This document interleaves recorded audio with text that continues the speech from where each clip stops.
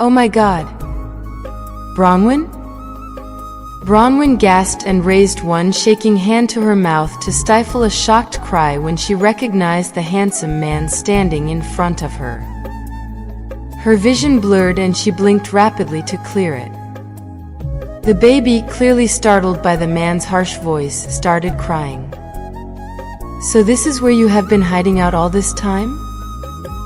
The shock had disappeared from his voice to be replaced by contempt. "Ricky," she moaned shakily, overwhelmed by love, fear, and relief all at the same time. "Don't call me that," he growled in warning, and she flinched. "God, you're an ice-cold bitch, aren't you? How could you stay away all this time? How could you live with yourself?" "Please," she implored in the smallest whisper. "Please don't." "Don't what? Call a spade a spade?" He sneered. Rick, the woman whom Bronwyn had forgotten about, spoke up. She kept her voice low while she rocked the still-crying baby. "Take it easy, for heaven's sake, she doesn't look well." "What's going on here?" "Of course she doesn't look well," he scoffed, his harsh tone of voice totally unfamiliar. "Why would she look well when she has finally been caught, like the miserable little sneak that she is?" Bronwyn swayed even more. Rick had never spoken to her like this before. It wasn't in his gentle nature to be deliberately cruel, but he was firing on all cylinders today, and Bronwyn flinched with each terrible barb. "Rick!" The woman was speaking again, but her voice sounded hollow, like it was coming from down a long tunnel. "Rick, stop it." She was saying something else, but this time her voice had disappeared behind the angry buzzing in Bronwyn's head. She shook her head, but the sound got worse and louder until it was as deafening as a chainsaw. She groaned weakly and lifted her hands to her ears. That didn't help, and she sobbed as her field of vision got narrower and narrower, until she could not see them at all, until there was only blackness. Voices faded in and out of her consciousness, and Bronwyn struggled to make sense of what they were saying. She was comfortable again, no longer dizzy and no longer achy. She felt like she was floating and was enveloped by an incredible sense of well-being. But this feeling was not quite right, and that awareness prevented her from being entirely at ease. She was sure that this uneasiness stemmed from the raised voices in the background, and again she attempted to filter out the garbled speech from the few words that she could understand. "Don't get." It was a man's voice, recognizable and well-loved but unfamiliarly harsh. What she did, unforgivable, left him, bitch. An unfamiliar female voice intervened. Her gentle voice soothed Bronwyn's overwrought nerves. "Is she? What she do so bad?"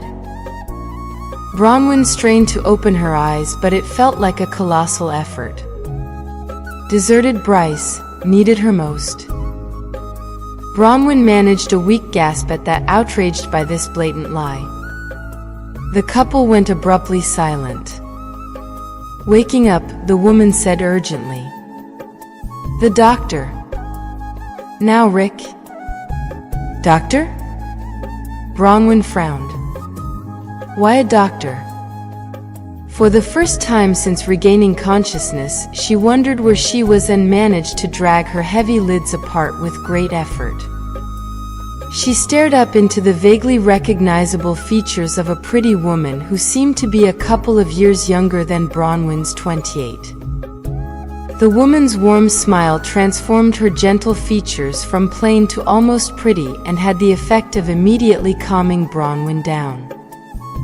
"Try not to panic," she instructed gently. "You passed out at work. At first we assumed it was shock, but your fever and pallor soon made it pretty clear that you're seriously ill." Her sea-green eyes were grave behind the lenses of her trendy prescription eyeglasses, and her voice took on a chastising tone. "You should never have been at work in that condition. You should take better care of yourself." Bronwyn frowned, wondering who the woman was, before deciding that being offended by her admonishment would require way too much of her strength. Clearly she was going to need that strength in the face of Rick's unexpected and unprecedented hostility. An alarming thought struck her, and she sat up in a blind panic, ignoring the sudden onslaught of dizziness. "Passed out at work?" Her voice sounded weak, even to her own ears. "Oh no. I have to call my boss." "Bronwyn." The woman placed gentle hands on her shoulders to push her back onto the cot, her lovely eyes brimming with sympathy. "I'm afraid that he wasn't very sympathetic about any of this.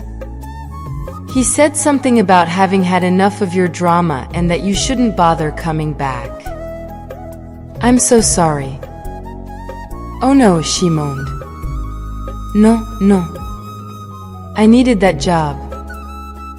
"Well, if you wanted to keep it, you shouldn't have gone to work in the condition you were in today, young lady." A stern voice intruded from the doorway, where a harried-looking older man in a white coat stood framed. "Are you trying to kill yourself? You're just barely over a very bad bout of flu, possibly even pneumonia from what I can gather, and you were so dehydrated when they brought you in that I'm amazed you didn't pass out sooner. The mere fact that you've been out like a light for nearly 5 hours is proof of how close you are to relapsing. You're completely run down." She went dramatically pale at that bit of news, and the doctor wrongly assumed that he had shocked her into taking her illness seriously. "I would like to keep you overnight to monitor your condition."